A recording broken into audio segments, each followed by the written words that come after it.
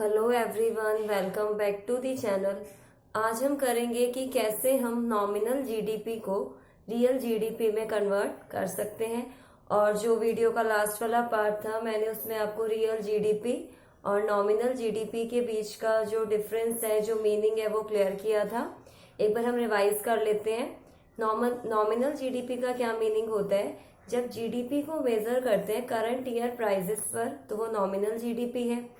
और जो real GDP है, जब जीडीपी को मेजर करते हैं बेस ईयर के प्राइसेस पर, तो वो रियल जीडीपी होता है। तो अब हम सीखेंगे कि कैसे हम नॉमिनल जीडीपी को रियल जीडीपी में कन्वर्ट कर सकते हैं। इसके ऊपर एग्जाम में 1 मार्क में क्वेश्चन आ जाता है। तो देखते हैं क्या फॉर्मूला हो सकता है इसके लिए। Conversion of nominal GDP into real GDP. तो real GDP at constant prices, real GDP अगर हमें चाहिए तो हम क्या करेंगे, क्या फॉर्मूला यूज करते हैं? जीडीपी एट करंट प्राइस, या फिर इसे हम बोल सकते हैं nominal GDP divide by current price index into 100। तो ये जो कन्वर्जन है, नॉमिनल जीडीपी को रियल जीडीपी में हम कन्वर्ट कर पा रहे हैं, तो उसके लिए हमें क्या रिक्वायर्ड है, क्या चाहिए? Price index. प्राइस इंडेक्स क्या होता है? प्राइस इंडेक्स में जो 2 डिफरेंट पीरियड्स के प्राइसेस में जो चेंज आता है, उसको मेजर करते हैं प्राइस इंडेक्स। जैसे कि एक बेस ईयर का प्राइस होगा, एक करंट ईयर का प्राइस होगा, उसमें कंपैरिजन करते हैं, उसी को हम बोलते हैं प्राइस इंडेक्स। प्राइसेस में जो चेंज आ रहा है over the period of time, तो उसे हम बोलेंगे प्राइस इंडेक्स। तो अब हम क्या कर रहे हैं, जो हमारा करंट जीडीपी है उसे हम करंट प्राइस इंडेक्स से डिवाइड कर देंगे, और ऐसा करके हम जो जो प्राइस चेंज है ना, उसका इम्पैक्ट खत्म कर देते हैं, और ओवरऑल हमें जो आंसर हम मिलेगा वो रियल जीडीपी में मिलता है। ये जो मल्टीप्लाई बाय 100 है, हम क्या एज्यूम करके चल रहे हैं कि जो बेस ईयर का प्राइस लेवल है वो 100 रुपीज के इक्वल है। बेस ईयर का जो प्राइस लेवल है वो कितने के इक्वल मान लिया? ₹100 के। नॉर्मली बस हमें ज्यादा डिटेल में नहीं जाना, हमें इसका फॉर्मूला पता होना चाहिए कि real GDP at constant prices अगर कैलकुलेट करना हो तो how can we calculate? GDP at current price divide by current price index multiply by 100। एक एग्जांपल से समझ लेते हैं। लाइक इन 2010 में हमें गिवन होगा क्वेश्चन में कि जैसे नॉमिनल जीडीपी है ₹3000, नॉमिनल करंट ईयर जो जीडीपी करंट प्राइस पर होगी नॉमिनल जीडीपी, ठीक है। और फिर क्वेश्चन में बोला गया कि जो प्राइस इंडेक्स है 2010 में वो 100 से बढ़कर 150 हो गया। जो प्राइस इंडेक्स है वो कितना हो गया? 100 से बढ़कर 150। तो फाइनली अब प्राइस इंडेक्स कितना है? 150। तो हम इसे कैसे यूज करेंगे? जैसे कि मैंने आपको बताया कि जीडीपी एट करंट प्राइस मैंने कितना एज्यूम करा? 3000, और फिर करंट प्राइस इंडेक्स बढ़कर 100 से 150 हो गया, तो फाइनली 150 मल्टीप्लाई बाय 100। तो अब कितना इसमें वैल्यू आएगा? ₹2000 करोड़, 2000 करोड़। तो ये जो 2000 करोड़ आया, ये क्या है? Real GDP. रियल जीडीपी क्या है? जो हमारी इकोनॉमी के रियल चेंज को मेजर करता है। क्वांटिटी में जो एक्चुअली में जो चेंज आ रहा है उसको मेजर कर रहा है रियल जीडीपी। तो हमारा रियल इंडिकेटर ऑफ ग्रोथ कौन सा है? रियल जीडीपी, ठीक है। तो इसे हम ऐसे यूज करेंगे। अब हम आ जाते हैं नेक्स्ट वाले पॉइंट पर, जीडीपी डिफ्लेटर। जीडीपी डिफ्लेटर का क्या मीनिंग होता है? जो जीडीपी डिफ्लेटर है वो एक इकोनॉमी के जो प्राइस लेवल में जो चेंज आ रहा है ना, जो average price level of goods and services में जो चेंज आता है उसको मेजर करता है जीडीपी डिफ्लेटर। हम ये भी बोल सकते हैं जो जीडीपी डिफ्लेटर है वो एक रेशियो है। किस किस के बीच का रेशियो? नॉमिनल जीडीपी और रियल जीडीपी का ये रेशियो है। When nominal GDP is divided by real GDP multiply by 100, तो हमें क्या मिल जाएगा? इससे हमें मिलेगा यहाँ पर जीडीपी डिफ्लेटर, कि हमारी इकोनॉमी में जो औसतन, जो एवरेज की अगर हम फॉर्म में देखें तो प्राइस लेवल में कितना चेंज आया, ठीक है। जैसे अब बेस ईयर का प्राइस वही 100 मान लिया, कंपैरिजन कर रहे हैं इसमें भी। जैसे कि अब सपोज अब इसका हमने जैसे कैलकुलेशन करी और वैल्यू आई 150%, तो 150% क्या बताएगा जीडीपी डिफ्लेटर? कि इकोनॉमी का जो प्राइस लेवल है वो 50% से बढ़ा। और 100 बेस ईयर प्राइस है, और अगर आंसर आया सपोज 98% आ रहा है, इसका मतलब क्या है कि जो हमारा प्राइस लेवल है वो 2% से पहले की तुलना में अब करंट ईयर में जो प्राइस लेवल है 2% से कम हो गया। इस तरीके से हम इसे यूज करते हैं। आप इसे नोट डाउन कीजिए। अब हम आगे करेंगे जीडीपी एंड वेलफेयर वाला टॉपिक।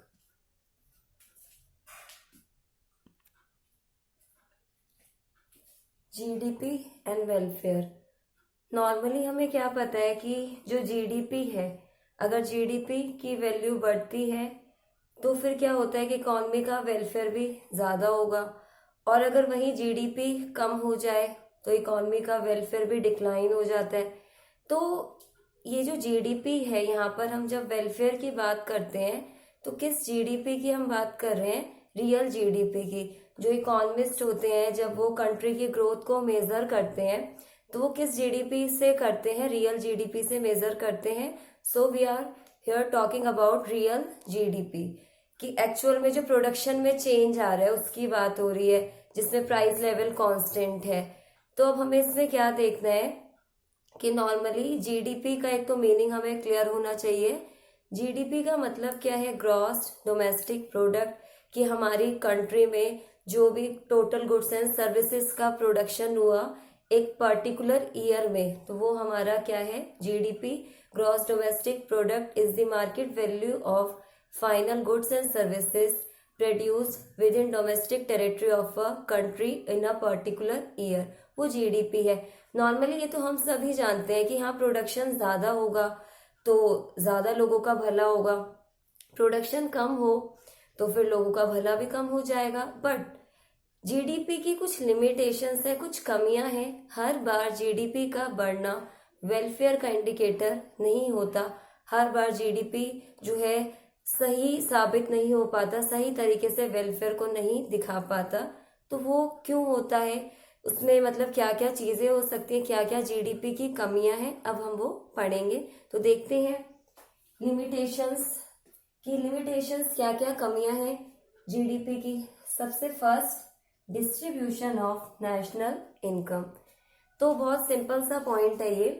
नेशनल इनकम का डिस्ट्रीब्यूशन अगर हम बात करें, अगर इनकम का डिस्ट्रीब्यूशन ही अनइक्वल है, अनइक्वल का मतलब क्या है कि कुछ फ्यू हैंड्स में इनकम है, कुछ लोगों के पास इनकम है, तो जिनके पास इनकम है वो तो गुड्स एंड सर्विसेज को परचेज करेंगे तो उनका तो वेलफेयर होगा, और जिन लोगों के पास इनकम नहीं है उनका वेलफेयर तो नहीं हो पाएगा ना। जीडीपी तो बढ़ रहा है लेकिन इसका बेनिफिट तो कुछ लोगों को ही मिल पाएगा, और किन लोगों को मिलेगा? जिनके पास इनकम है।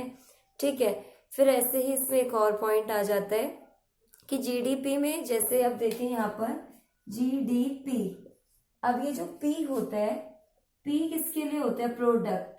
ठीक है, हमारी इकोनॉमी में जितने भी गुड्स एंड सर्विसेज का प्रोडक्शन हुआ वो है पी, प्रोडक्ट।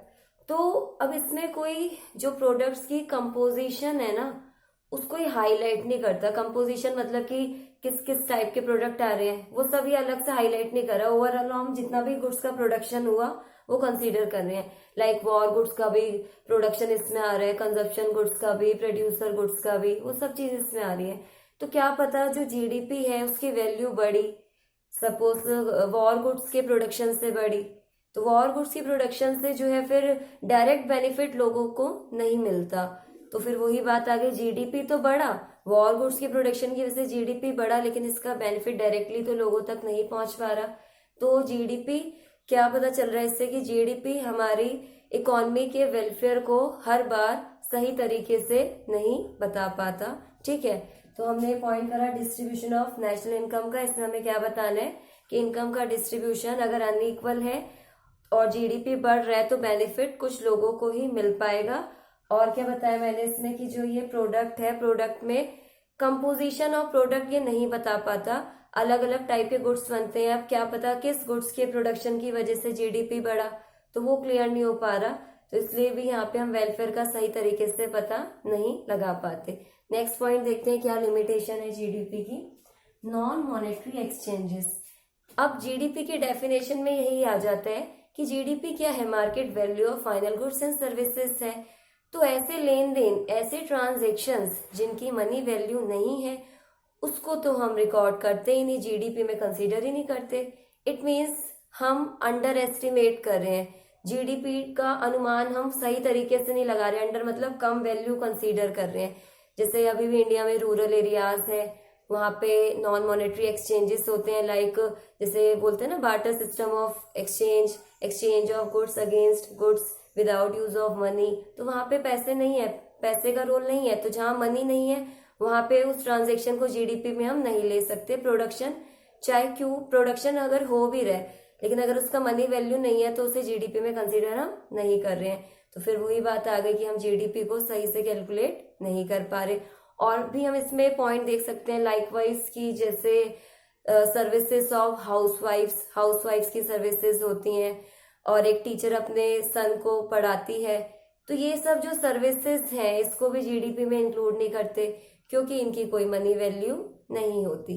तो यहाँ पे भी हम बोल सकते हैं कि जीडीपी हमारी इकोनॉमी की ग्रोथ को सही से इंडिकेट नहीं कर पा रहा। थर्ड पॉइंट देखते हैं, एक्सटर्नलिटीज। इंपॉर्टेंट है, ये अलग से भी आ जाता है इसके ऊपर क्वेश्चन। एक्सटर्नलिटीज का क्या मीनिंग होता है? बेसिकली क्या होता है ना कि जब प्रोडक्शन होता है, प्रोडक्शन प्रोसेस में, किसी भी प्रोडक्शन प्रोसेस में, जैसे प्रोडक्शन अब एक इकोनॉमिक एक्टिविटी है, प्रोडक्शन होगा तो उसके ना दो इम्पैक्ट हो सकते हैं। एक तो पॉजिटिव इम्पैक्ट होगा, बेनिफिट कुछ निकल के आते हैं, और एक नेगेटिव इम्पैक्ट, कुछ हार्म्स निकल के आते हैं प्रोडक्शन के।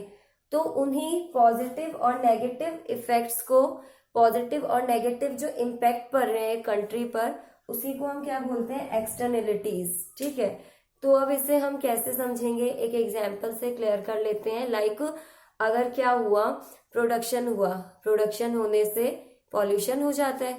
पॉल्यूशन जैसे कि अब जो फैक्ट्रीज हैं उससे स्मोक आ रही है, फैक्ट्रीज की जो चिमनीज है उससे स्मोक आती है, और या फिर वाटर पॉल्यूशन हो जाता है, वाटर कंटेमिनेट हो जाता है। तो इससे क्या हो रहा है कि हम जो जीडीपी की वैल्यू है ओवर एस्टिमेट कर रहे हैं, क्योंकि अब पॉल्यूशन वगैरह इसको हम मेजर तो कर नहीं रहे डायरेक्टली, और जीडीपी में हम इसे कंसीडर भी नहीं कर रहे। तो हम जो जीडीपी की कैलकुलेशन कर रहे हैं हम वो ओवर एस्टिमेट कर रहे हैं, हम ज्यादा वैल्यू लेकर चल रहे हैं, जबकि पॉल्यूशन की वजह से लोगों को नुकसान हो रहा है, हार्म्स हो रहे हैं, तो वो हार्म्स हम जीडीपी से माइनस नहीं करे, तो ओवर एस्टिमेशन कर रहे हैं, ज्यादा वैल्यू लेकर चल रहे हैं। ठीक है, तो ये जो पॉल्यूशन वाला है ये किस टाइप की एक्सटर्नलिटी हो गई? ये हो गई हमारी नेगेटिव एक्सटर्नलिटी। नेगेटिव इम्पैक्ट पड़ रहा है ना, पॉल्यूशन होगा तो इससे हेल्थ पे बैड इम्पैक्ट पड़ता है, तो फिर वो नेगेटिव एक्सटर्नलिटी हो जाती है। फिर बात आई पॉजिटिव एक्सटर्नलिटीज की। पॉजिटिव एक्सटर्नलिटीज मतलब जैसे कि अब सपोज फ्लाईओवर कंस्ट्रक्शन हुआ, फ्लाईओवर का जो कंस्ट्रक्शन हुआ उस पर जो खर्चा हो रहा है वो तो जीडीपी में आ रहा है क्योंकि प्रोडक्शन हो रहा है, बट जो फ्लाईओवर बनने से जो लोगों को बेनिफिट मिल रहा है उस बेनिफिट को हम जीडीपी में शो नहीं करते। बेनिफिट लाइक कि जैसे अब ट्रांसपोर्टेशन कॉस्ट कम हो रही है, जर्नी टाइम सेव हो रहा है, तो वो चीजें हम कंसीडर नहीं कर रहे ना। तो इसका मतलब क्या है, हम जीडीपी को क्या कर रहे हैं? अंडर एस्टिमेट कर रहे हैं, उसकी वैल्यू हम कम लगा के चल रहे हैं, सही नहीं ले पा रहे। तो ये है हमारी कौन सी एक्टिविटी का एग्जाम्पल? Positive externalities. ठीक है, तो ओवरऑल क्या कंक्लूजन निकला कि जो एक्सटर्नलिटीज होती हैं वो दो टाइप से हैं, पॉजिटिव भी होती हैं, नेगेटिव भी होती हैं। पॉजिटिव एक्सटर्नलिटीज में बेनिफिट्स मिल रहे हैं, तो बेनिफिट मिल रहे हैं तो हम अपने जीडीपी में वो बेनिफिट नहीं ले रहे, तो हम अंडर एस्टिमेट कर रहे हैं जीडीपी को, उसकी वैल्यू कम लेके चल रहे हैं। और नेगेटिव एक्सटर्नलिटीज में लाइक पॉल्यूशन वगैरह हो रहा है, तो उसमें हमारा क्या हो रहा है, हम वहां पर उस हार्म्स को कंसीडर नहीं कर रहे, जीडीपी में नहीं ले रहे, तो वो हम वहां पे क्या कर रहे हैं? नेगेटिव वाले केस में हम क्या कर रहे हैं? जीडीपी ओवर एस्टिमेट कर रहे हैं, उसकी हम ज्यादा वैल्यू कंसीडर कर लेते हैं। ठीक है, तो ये बात हमें ध्यान रखनी होगी। और इसका प्रॉपर कंक्लूजन क्या निकलता है कि हर बार जीडीपी का बढ़ना वेलफेयर का इंडिकेटर नहीं होता, इसकी कुछ लिमिटेशंस हैं। ठीक है, नॉर्मली हमें पता है हाँ जीडीपी बढ़ेगा, प्रोडक्शन बढ़ेगा, availability of goods and services ज्यादा होगा तो लोगों का वेलफेयर होगा, बट वो हर बार ट्रू नहीं होता। तो वो मैंने आपको बताया वो कैसे चलता है, जीडीपी की लिमिटेशंस होती हैं। तो बहुत इंपॉर्टेंट क्वेश्चन है, और इसमें ये एक तरीके से वैल्यू बेस्ड टाइप में भी आ जाता है, और आएगा तो सीधा 6 मार्क्स नहीं आएगा। काफी इंपॉर्टेंट है, इसे अच्छे से आप करना। और अगर आपको इस टॉपिक में कोई भी डाउट आए तो आप मुझसे कमेंट सेक्शन में पूछ सकते हैं। और प्लीज आप मेरे चैनल को सब्सक्राइब कीजिए, मेरी वीडियोस को शेयर कीजिए और आप वीडियोस को लाइक भी कर सकते हैं। आज के लिए बस इतना ही।